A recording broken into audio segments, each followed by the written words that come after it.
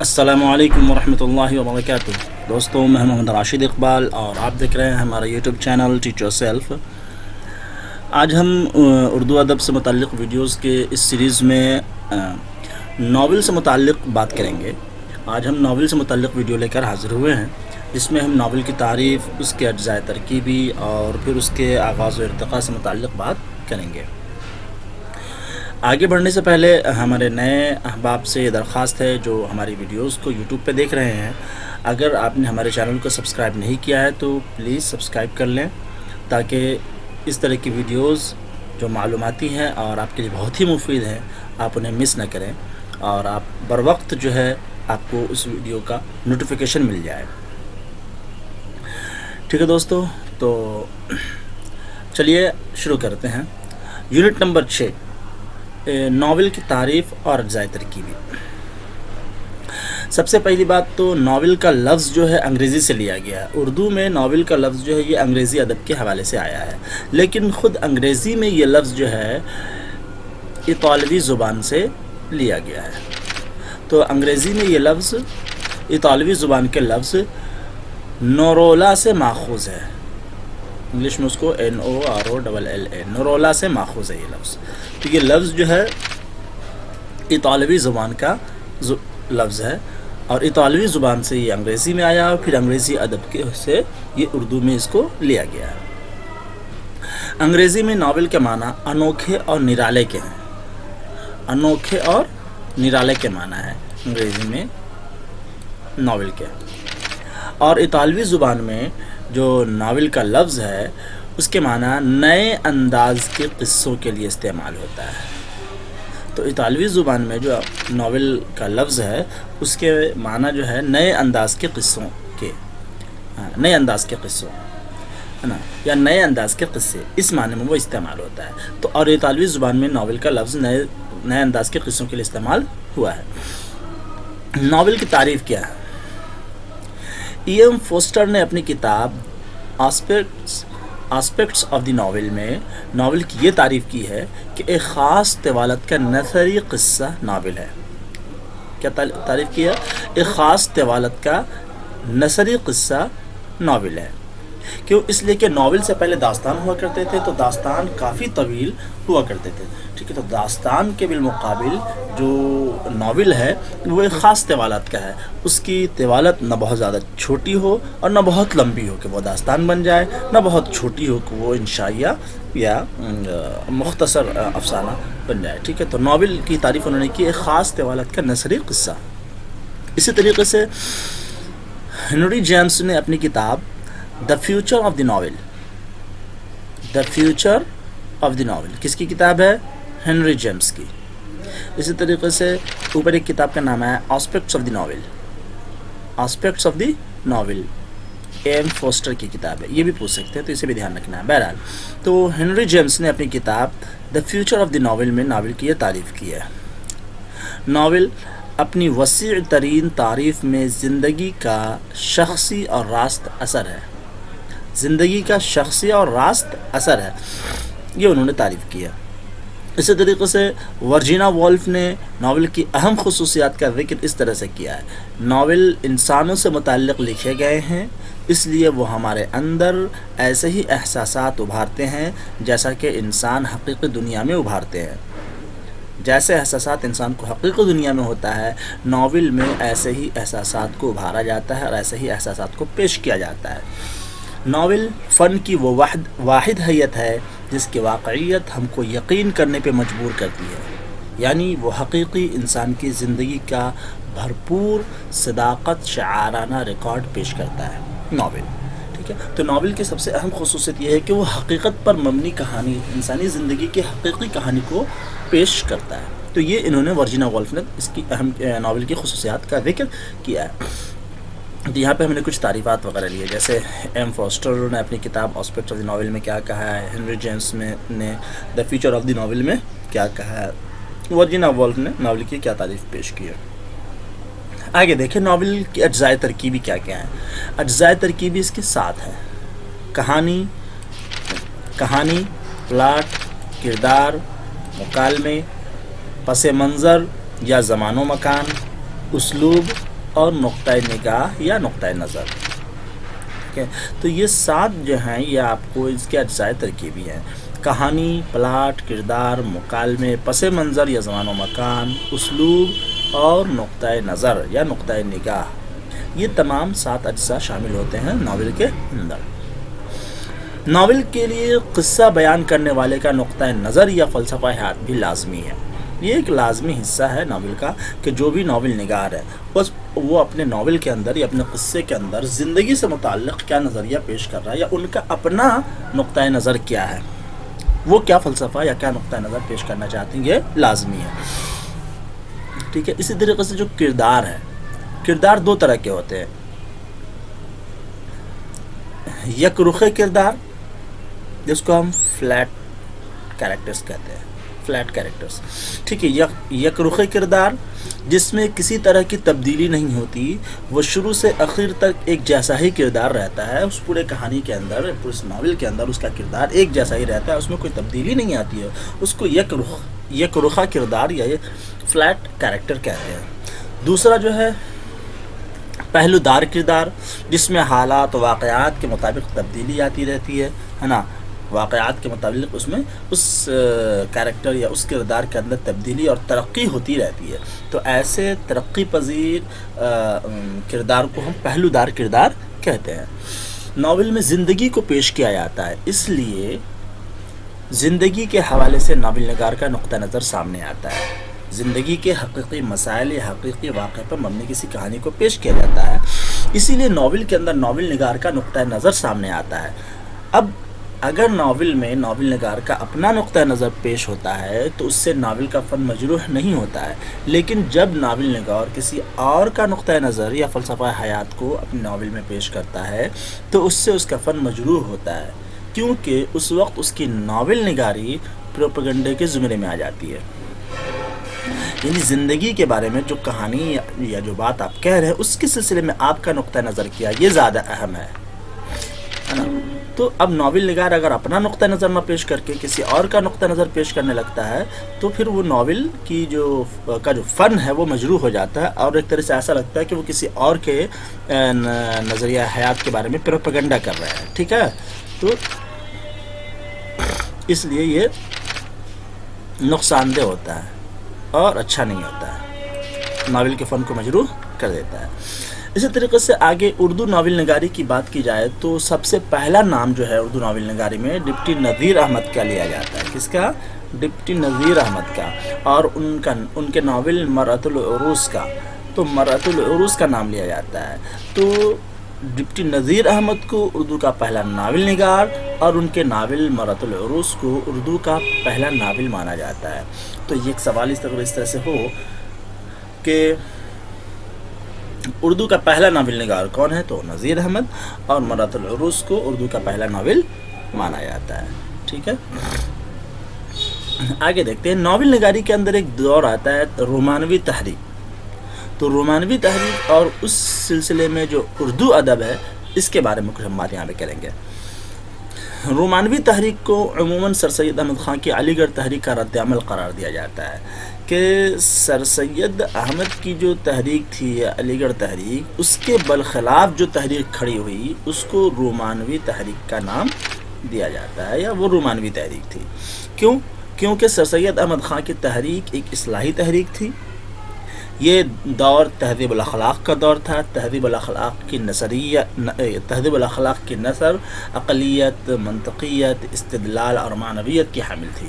یعنی تہذیب الاخلاق کے دور میں، یا یہ کہہ لیں کہ علی گڑھ کی جو تحریک تھی اس دور میں جو نثر لکھے جاتے تھے اس میں عقلیت کو عقل کی روشنی میں بات کی جاتی تھی، منطق دلائل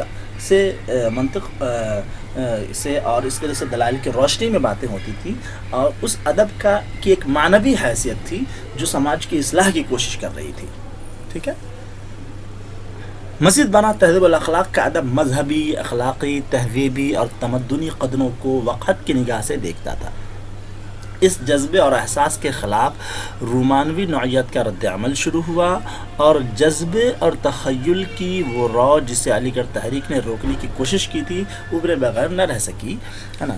یعنی صرف اپنے تخیل کی بنا پر آپ کچھ کہہ جائیں اور اپنے جذبے کو فالو کرتے ہوئے آپ کچھ بھی کہیں اور کچھ بھی ادب میں تخلیق کر دیں جس سے سماج کی اصلاح ممکن نہ ہو اور جو سماج کے مفاد میں نہ ہو، وہ ادب نہیں ہو سکتا، ہے نا. تو اس تحریک کو علی گڑھ تحریک نے، اس خیالات کو علی گڑھ تحریک نے روک کے رکھا، لیکن پھر وہ جو ہے یہی جذبے اور تخیل کی بات جو ہے وہ علی گڑھ تحریک کے خلاف جو ہے ابھر کر سامنے آئی، جو رومانوی تحریک کے اندر یہی ہوتا ہے. آگے رومانوی تحریک کیا ہے؟ اس سوال کے جواب میں مختصر یہ کہا جا سکتا ہے کہ رومانی ادیب اپنے جذبے اور وجدان کو ہر دوسری چیز پہ ترجیح دیتا ہے. بس اپنے جذبے اور وجدان کو جو انہیں محسوس ہوا، جو ان کے اندر جذبہ پیدا ہوا، بس وہی چیز حقیقت ہے اور اسی چیز کو وہ ادب کے اندر ڈھال دیتے ہیں. اس میں سماجیات، اخلاقیات وغیرہ کو نہیں دیکھا جاتا. ٹھیک ہے، تو اسلوب اور خیالات دونوں میں جو ہے رومانوی تحریک کے اندر اسلوب اور خیالات دونوں میں اس کی روش تقلید کے مقابلے میں آزادی اور روایت کے پیروی سے بغاوت اور جدت کا میلان رکھتی ہے. یعنی وہ جو ہمارے تہذیبی ورثے ہیں ان کی تقلید کے کرنا نہیں چاہتے، ان کے مقابلے میں وہ آزادی چاہتے، آزاد خیالی. اسی طریقے سے جو روایت چلی آ رہی ہے ان کے خلاف بغاوت کا ایک جذبہ رومانوی تحریک کے اندر پایا جاتا ہے. رومانوی ادیب حال سے زیادہ ماضی یا مستقبل سے دلچسپی رکھتے ہیں کہ ان کے اندر یہ خیال ہوتا ہے کہ وہ خیالی دنیا میں رہیں، ماضی کے بارے میں کیا ہوا یا تو اس کے بارے میں بات کریں یا مستقبل کے بارے میں بات کریں، حال کو وہ نہیں دیکھتے ہیں. تو حال سے زیادہ ماضی اور مستقبل سے دلچسپی رکھتے ہیں. حقائق واقعی سے زیادہ خوش آئند تخیلات اور خوابوں کی اور عجائبات و تلسمات سے بھری ہوئی فضاؤں کی مصوری کرتا ہے رومانوی تحریک. ٹھیک ہے، آگے ڈاکٹر محمد حسن رومانیت کی وضاحت کرتے ہوئے فرماتے ہیں کہ رومانیت کا لفظ رومان سے نکلا ہے اور زبانوں میں رومانس کا اطلاق، زبان میں، ہے نا، زبان کے اندر جو ہے رومانس کا اطلاق اس قسم کی نثری منظوم کہانیوں پر ہوتا ہے جس میں انتہائی آراستہ و پرشکوہ پس منظر کے ساتھ عشق و محبت کی ایسی داستانیں سنائی جاتی تھیں جو عام طور پہ دور وسطیٰ کے جنگجو اور خطر پسند نوجوانوں کی مہمات سے متعلق ہوتی تھی. اس طرح اس لفظ کے 3 خاص مفہوم ہوتے ہیں. جو رومانوی تحریک ہے اس کے اندر 3 خاص مفہوم شامل ہیں. جیسے عشق و محبت سے متعلق تمام چیزوں کو رومانی کہا جائے گا. اگر کسی کہانی یا کوئی ادیب جو ہے عشق و محبت سے متعلق چیزوں کو پیش کر رہا ہے اپنی تخلیق کے اندر یا اپنے ناول یا افسانے کے اندر، تو وہ آپ کو رومانوی تحریک کہلائے گا. تو عشق و محبت سے متعلق تمام چیزیں رومانوی کہا جائے گا یا رومانی کہا جائے گا. اسی طریقے سے زبان کی بناوٹ، سجاوٹ، آراستگی اور محاکاتی تفصیل پسندی کو رومانی کہا جائے گا. کسی بھی چیز کو بہت ہی سجا اور سنوار کر کے زبانی انداز میں جو ہے پیش کیا جائے تو وہ بھی رومانوی تحریک کہلاتا ہے، اگرچہ اس کے اندر عشق و محبت کی چیزیں نہ ہوں. زبان کی بناوٹ، سجاوٹ اور اتار چڑھاؤ کو بڑی تفصیل سے پیش کیا جائے اور چیزوں کو بہت ہی بنا اور سجا کر کے پیش کیا جائے تو یہ بھی رومانوی تحریک کے اندر آتا ہے. اسی طریقے سے عہد وسطیٰ سے متعلق تمام چیزوں سے لگاؤ، قدامت پسندی اور ماضی پرستی کو رومانی لقب دیا گیا ہے نا. قدامت پسندی ہے نا، جو قدامت پسندی کی بات کرے یا اسی طریقے سے ماضی پرستی کی بات کرے، جو ماضی کے قیادوں میں خیر ہے ان کی چیزوں کو پیش کرتا رہے، ہے نا. یہ بھی جو ہے اس کی کیا نام ہے، رومانوی تحریک کی علامت ہے یا اسے بھی رومانوی کا لقب دیا گیا ہے. تو یہ 3 چیزیں، عشق و محبت سے متعلق تمام چیزیں، زبان کی بناوٹ، سجاوٹ، آراستگی اور محاکاتی تفصیل پسندی، اسی طریقے سے عہد وسطیٰ سے لگاؤ اور قدامت پسندی اور ماضی پرستی کو بھی رومانوی کا لقب دیا گیا ہے. مغرب میں رومانیت، تو مغرب میں رومانیت کب آغاز ہوا؟ مغرب میں تو یورپ میں اس تحریک کا دور عروج 18ویں صدی کے وسط تک محیط ہے. 18ویں صدی کے وسط تک یورپ میں اس جو ہے رومانیت کا دور رہا ہے۔ اس تحریک کو سب سے زیادہ مقبولیت فرانس، انگلستان اور جرمنی میں ہوئی۔ ان ممالک میں اس کے پھیلنے کی وجہ حالات کی وہ تبدیلیاں تھیں جن کے زیر اثر لوگوں کے خیالات میں تبدیلیاں رونما ہوئیں۔ یہ تبدیلیاں یورپ کے سیاسی اور سماجی انقلابات کی مرہون منت تھی۔ تو یورپ میں جو سماجی اور سیاسی انقلابات ہوئیں ان کی وجہ سے لوگوں کا رجحان جو ہے وہ رومانوی ادب یا رومانوی تحریک کی طرف بڑھا، اور اس وجہ سے جو ہے فرانس، انگلستان اور جرمنی وغیرہ کے اندر جو ہے رومانیت کو فروغ ملا۔ لیکن یورپ میں رومانیت کے سب سے بڑا علم بردار کسے تسلیم کیا جاتا ہے؟ تو یورپ میں رومانیت کا سب سے بڑا علم بردار روسو کو تسلیم کیا جاتا ہے۔ کیوں؟ کیونکہ سب سے پہلے روسو نے ہی فرد کی آزادی پہ زور دیا تھا۔ چنانچہ روسو کی اس بات کو رومانیت کا مطلع کہا جاتا ہے۔ روسو نے کیا کہا تھا؟ انسان آزاد پیدا ہوا ہے، مگر جہاں دیکھو وہ پاب زنجیر ہے۔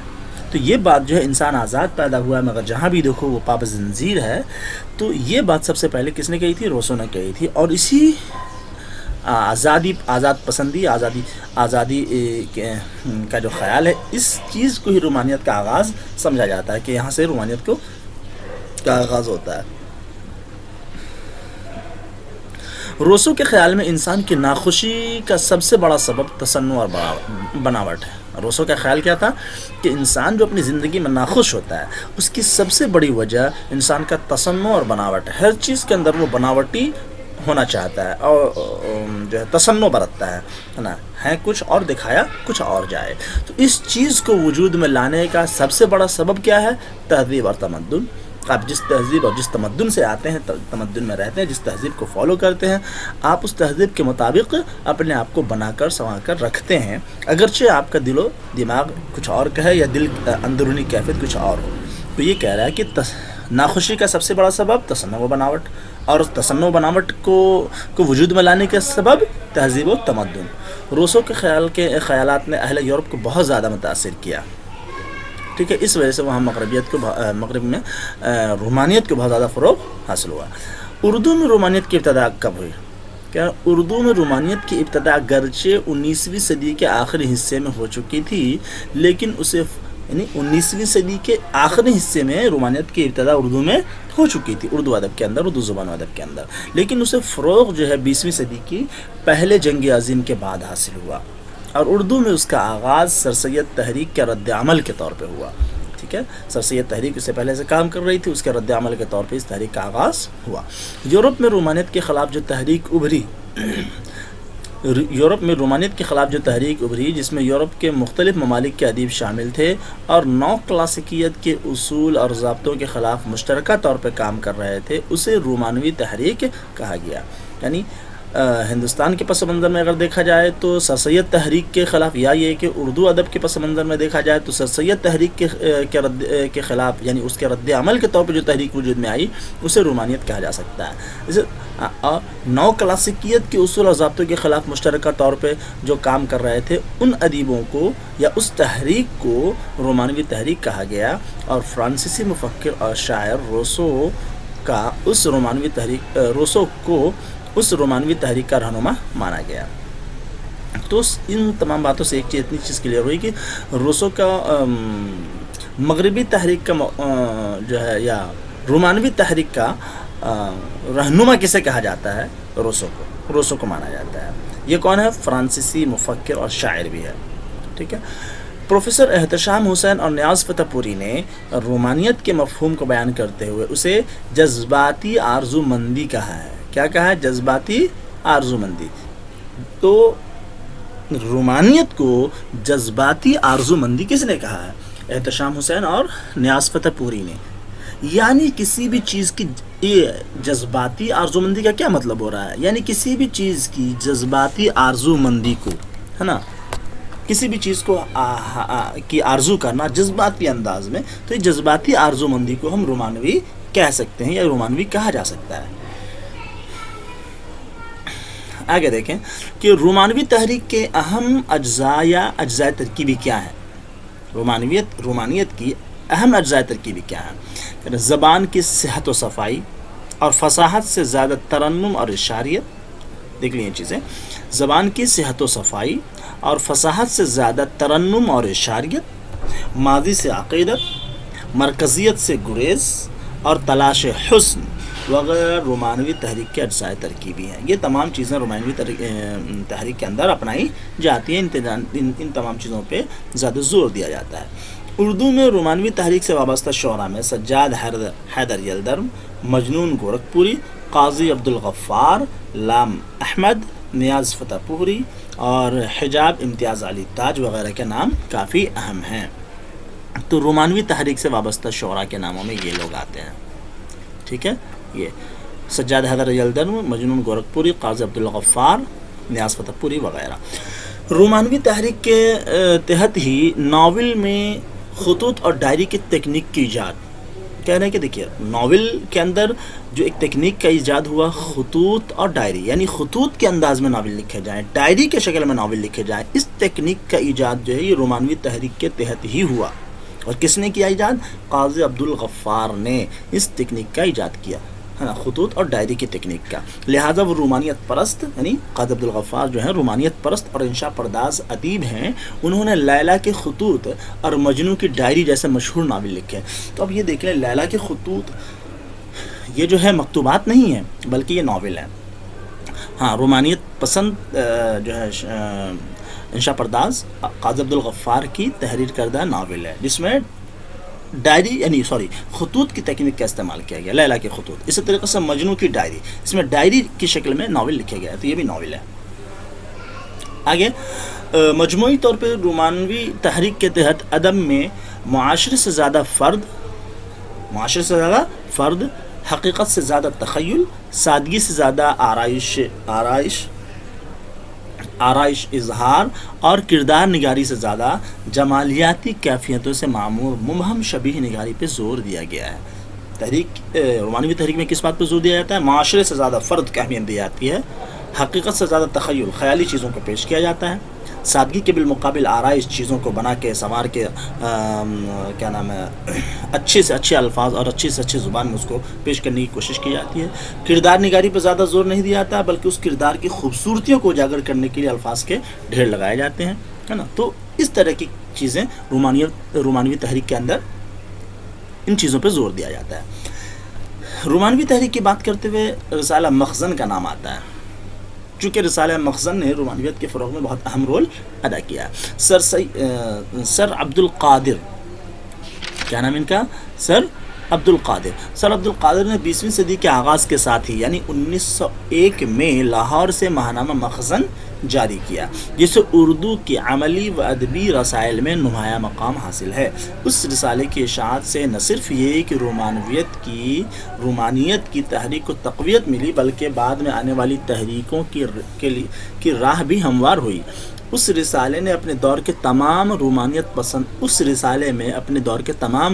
پسندوں نے لکھا، اور اس رسالے نے بہت سے ادیبوں کو اردو داں طبقے سے روشناس کرایا۔ تو ایک طریقے سے جو ہے رومانیت پسند ادیبوں کا رسالہ کہا جا سکتا ہے کس کو؟ مخزن کو۔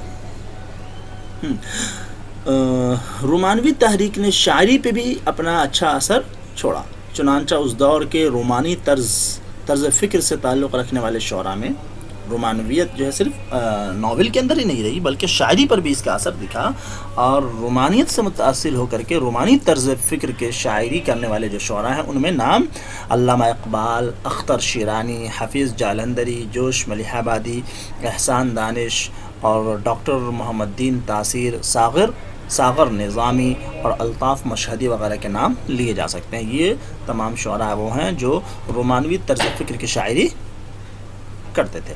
اسی طریقے سے رومانوی افسانہ نگاروں میں، رومانیت میں افسانہ نگاری میں بھی اپنا اثر چھوڑا، تو رومانوی افسانہ نگاری میں سجاد حیدر یلدرم، نیاز فتح پوری، حجاب امتیاز علی تاج، مجنون گورکھپوری اور قاضی عبدالغفار وغیرہ کے نام شامل ہیں، یہ افسانہ نگار بھی ہیں۔ بعد میں تحریک کے خلاف یعنی رومانویت جو ہے رومانوی تحریک کے خلاف، بعد میں تحریک کے خلاف ایک رد عمل اٹھا جس کے کئی اسباب تھے۔ کیا اسباب تھے؟ مثلاً منشور کو نظر انداز کرنا، جو رومانوی تحریک کا جو اپنا منشور تھا اس منشور کو نظر انداز کرنا، روسی ادب کی سستی نقل، یعنی رومانویت کو فروغ کے لیے روسی ادب میں جو چیزیں لکھی گئی تھی ان میں سے بس ترجمہ نقل ہو رہا ہے، تو سستی نقل، اپنی زمین سے کمزور ناتا، جس زمین سے ہمارا تعلق ہے اس زمین کے بارے میں بات نہیں ہو رہی ہے، افسانے میں ہم اپنے ادب میں اس کا ذکر نہیں کر رہے ہیں، تو اپنی زمین سے کمزور ناتا، ماضی سے انحراف، دوغلا پن، غزل کی مخالفت، آمرانہ حکمت عملی وغیرہ، یہ تمام اسباب تھے جس کی وجہ سے یہ تحریک کمزور ہوتی چلی گئی. ٹھیک ہے دوستو، تو آج کے لیے اتنا ہی. انشاءاللہ پھر اگلے ویڈیو میں کچھ اور معلومات لے کر ہم حاضر ہوں گے. تو یہ تھی آج کے سلسلے میں ناول کی تعریف اور اجزائے ترکیبی، اور اسی طریقے سے اسی پس منظر میں جو رومانوی تحریک تھی اس پہ ہم نے بات کی. تو امید ہے کہ یہ چیزیں آپ کے لیے مفید ثابت ہوں گی، اور جو ہے آپ ان ویڈیوز کو زیادہ سے زیادہ لوگوں تک پہنچانے میں ہماری مدد کریں، اور اگر یہ آپ کو اچھا لگ رہا ہو تو اسے لائک کریں اور شیئر کریں. ٹھیک ہے دوستو، ٹھیک ہے انشاءاللہ پھر جلدی ملتے ہیں کسی اگلے ویڈیو میں. جب تک خوش رہیں، اپنا خیال رکھیں. السلام علیکم ورحمۃ اللہ وبرکاتہ.